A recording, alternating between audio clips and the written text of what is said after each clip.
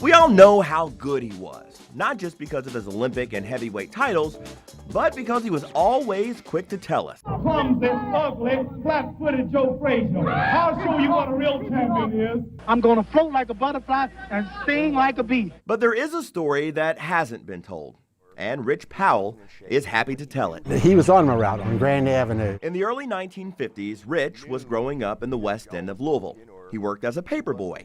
He delivered to Ali's house. He was an active young man.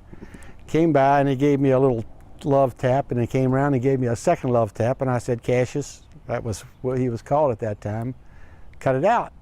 He didn't do it, so I took the paper bag off and I walloped him one. We went to the ground, I got on top of him, and I said, Cassius, that's it. Don't do that anymore. You heard him right. Little Rich knocked Cassius Clay to the ground with his newspaper bag, then made him stay there, a feat most professional boxers were unable to do in the years that followed. Rich says they were kids at the time and it was all in jest, but 10 years later, the two had another meeting. It was right after Ali won the 1960 Olympics. Getting ready to pick my brother up the Courier Journal, who worked on the circulation desk, and I was on the elevator.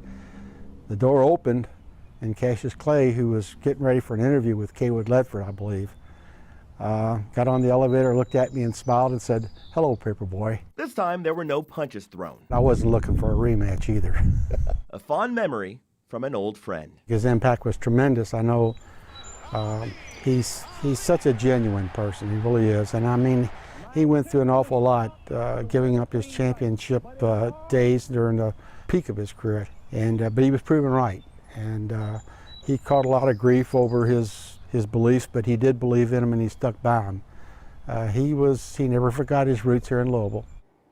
Great memories there from the paper boy. I'm sure he's told that story many times. Took him to the ground.